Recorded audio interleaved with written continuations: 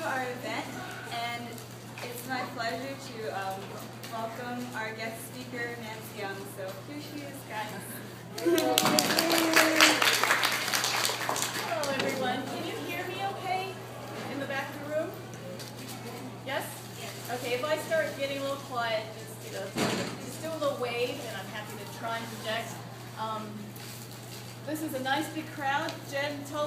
Julia told me it was only about 5 people.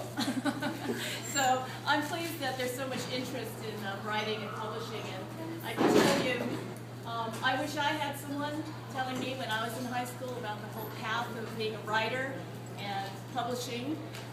Just really quickly, this is my book. It's called Strum, and it just came out in June 12th actually.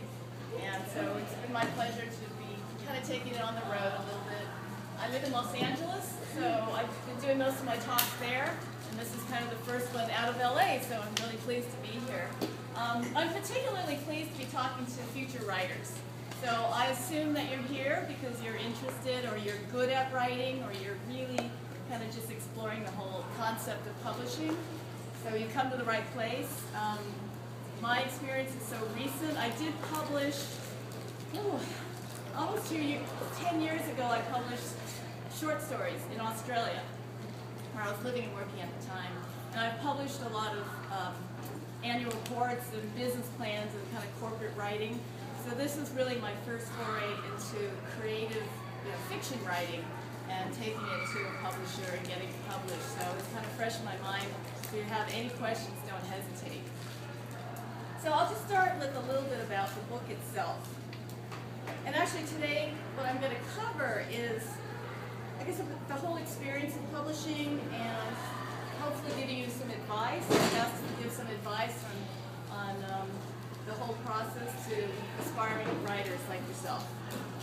So the book itself took about 5 years, and that sounds like forever.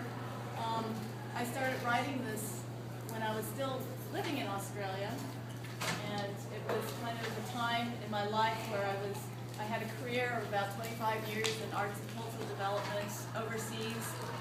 In San Francisco, I lived here originally. I went to Berkeley, was an English major, and it was kind of like a whole career trajectory that brought me to this point. And I'd always been wanting to be a writer, but sort of was caught up in making a living, having a career as a consultant, as a business planner, strategic planning, fundraising, grant writing in so many different angles of writing. But my real love was fiction, so it took me many years to come around here. So my advice is, if you want to be a writer, start early and don't be shy, and don't let career and finances get in the way, because you'll find that even though it is important to have lived a life that has given you experiences you can draw on, meeting people around the world, whatever it is in your life that you can draw on, that is very valuable. But you'll find just within yourself that there's so many feelings and emotions that doesn't take 50 years to learn. You have them within you. So my advice to people, especially at your age, is to just go for it. Just keep writing. Don't ever stop, and pursue your dream as early as you can. So, okay, so back to my story. The book is about family. It's about race. It's about war. But mostly it's about love and about music. And those are the two things that I think was the most important things in my life, aside from the careers and all the things that you think are really important. When it comes down to it, we're all humans. Our families are the most important to us. It's about love. It's about connection with other people. And amazingly, that's what people want to read about too. It's the common factors in our lives that really attract readers.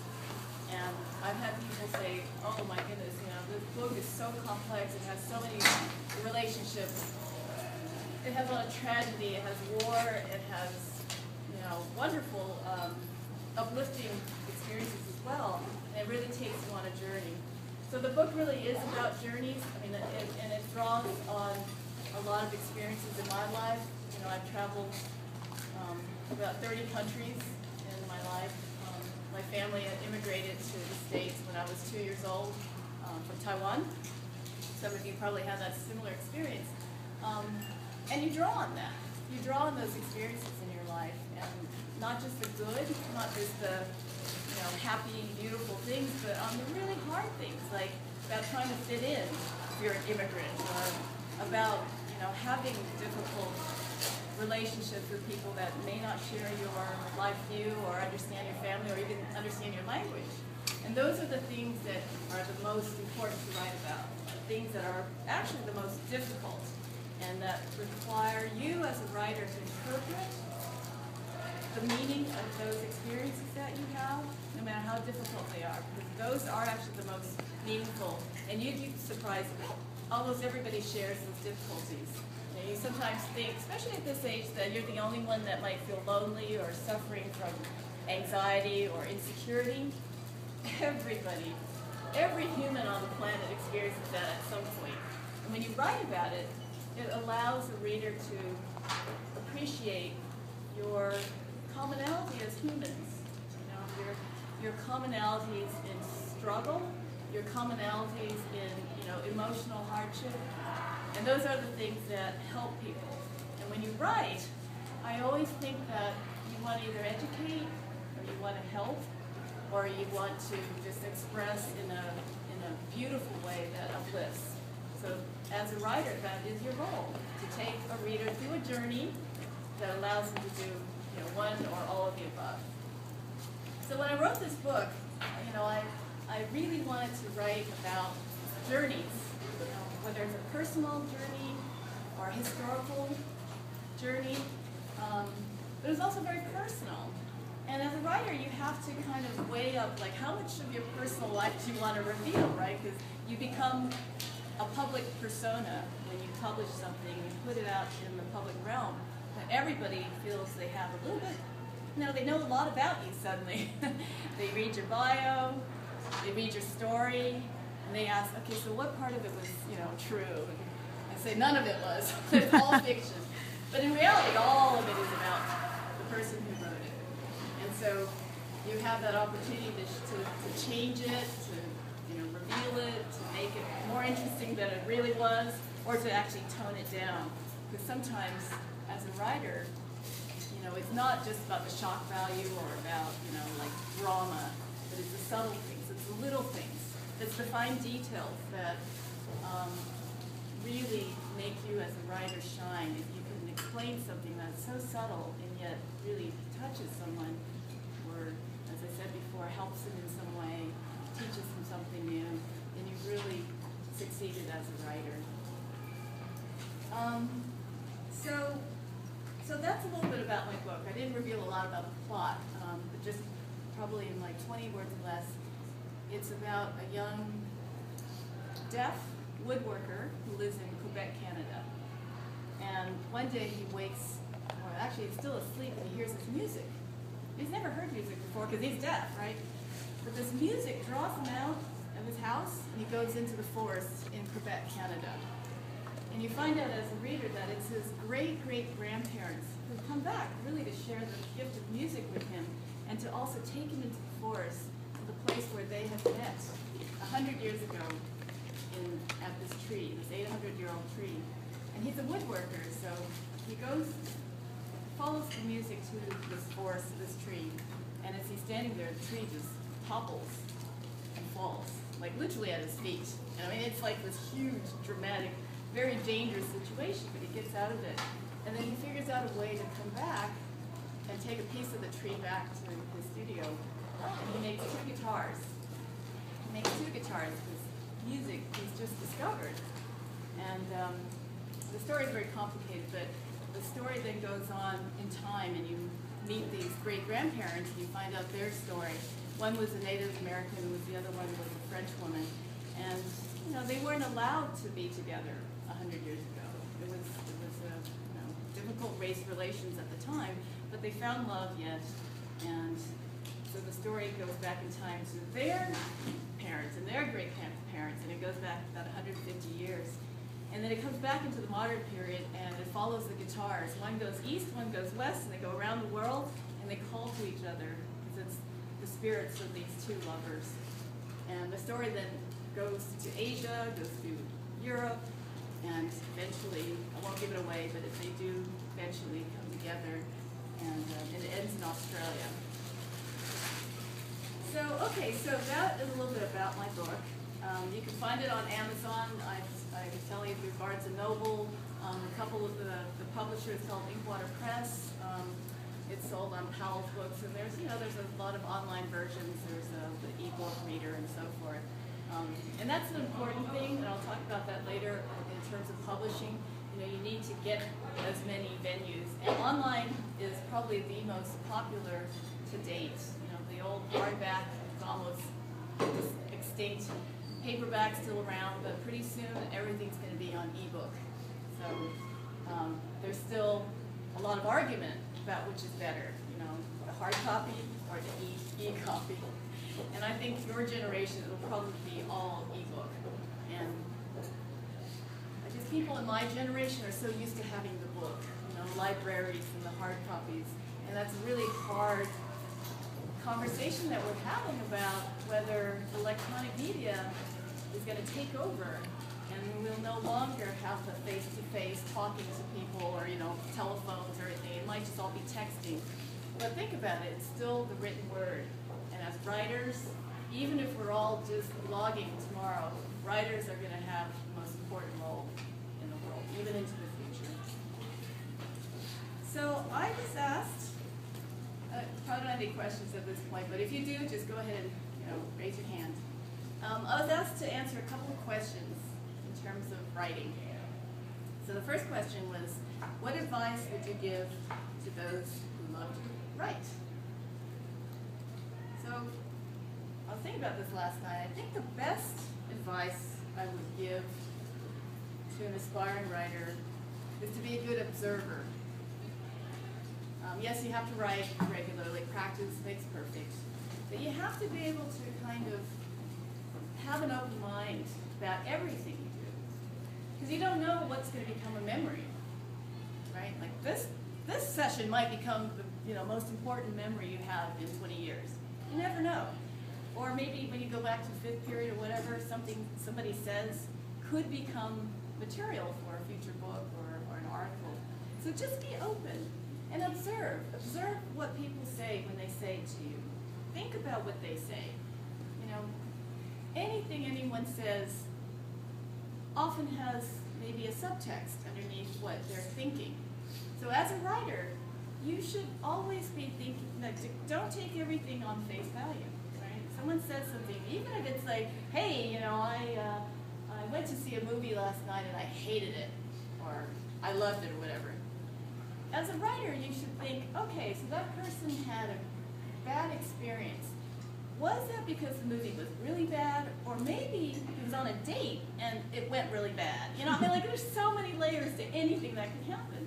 And as a writer, you have to be a thinker, and you have to be an analyzer, and you have to, you don't go through your life analyzing everything, but if something strikes your fancy, or it just sounds funny, or it's inspiring, whatever, just hold on to it. Just hold on to it. And when you're in the private space at home, think about writing about it. If you keep a journal, write it in your journal, because you never know. In a few years, you might be going, okay, I have an assignment in my college class, and I need to write a story about something. Anything could be fodder. So my advice would be to, yes, be a good interpreter of things that happen. Be a magnifying glass for the small things, because sometimes the small things are the most interesting. You have to be an active listener. So, like I said, if somebody says something that's kind of funny, don't just take it on face value, but kind of think like, ask questions. Ask them, so why did you hate that movie? Don't just take it like, oh, it was a bad movie. Well, no, it was probably a really good movie, and maybe they just didn't like the character, or they didn't like something that was said, or, I don't know if you read the paper, but, somebody was texting, and it annoyed them or something, so be an observer, ask questions, and magnify the little things.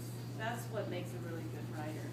And possibly when you translate, nuances, you might actually hit on a universal truth.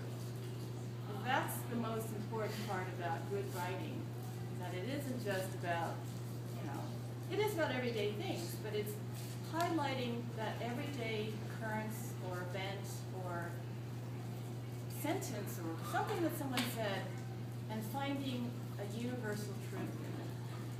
And a universal truth is something that you know that everybody probably will have either an emotional response to or can learn from, saying this is your role as a writer, and usually evoking some kind of truth or discovery. So you want to be open to that all the time. And that is, I think, what defines good writing. It's something that has a universal truth within it. So I was asked, where do I get my inspirations? And I guess that's kind of the same sort of question. The inspiration comes from the everyday, from wherever you are. It could be an idea, something someone said, a scene. You see something happening and you're thinking, wow, what's going on there? And like if you see an accident on the street, you have to think, okay, who caused it? What happened? The police come, did somebody get arrested? Were they on drugs? Or, all the possible things that could be taking place in that one scene. As a writer, you can use your imagination and just fill in the blanks, and suddenly it's a really interesting story. Or you can just ignore it. But your role as a writer, or a future writer, is to observe and think deeper. Go deeper. Go a little deeper than your normal person would. Anything that happens anywhere, anything anyone says to you, go a little deeper and think about it. Analyze a little bit and go, wow, I really wonder what they meant. Really, did they really mean that, or are they just saying that, or whatever? And I think that's the kind of thing that when you get really good at it, when you're writing, you can analyze anything. So even if you're writing a story that's fictional, a character will do something, and it's you as the author and the writer to figure out why they did it. Or you can just kind of glance at So, screenwriting, it's the same thing. You're writing for a character. You're writing for an event happening. And there's so many ways you can go, and as the author, it's your creative license to make it go whichever way you want. And the more experiences you've had and the more analytical pathways you go, the more interesting the story will be. So the more you observe about the everyday, the more you can understand emotions, understand world events even. You can add or subtract from any kind of story that you're writing, and be able to look at everything from different angles. Whether something you see, something you touch, something you taste, or something you feel, all of those things are just a starting point, and then you can go in whichever direction you want. And I was asked, when did I start writing? I was a drawer. I was kind of an artist when I was very little, about 3 or 4. I was drawing, I was copying things. I was copying things from books, magazines, cartoons, just drawing everything, because I couldn't write. I wasn't old enough to write. So I think that's kind of like your creative mind. Like whatever medium it is, whether it's drawing or writing or music or dance or whatever, it's a creative expression of your perspective. And so you should develop it. Whatever it is that you like to do, just develop it and keep doing it until you feel really like it's second nature. So when I was about, I think in 5th grade, I had my first class assignment to have a pen pal. And I think about that experience as probably the first time I really had to write for a particular audience. Someone's actually going to read this, so it's not just saying, what I did summer vacation. It was more like, okay, Johnny, or whatever that person's name is, I did this, and I liked it, and and I remember going, deeper than most people. It wasn't just what I did at summer vacation, but talking about, where I was, and why I liked it, and the friends you make, and, and what you did.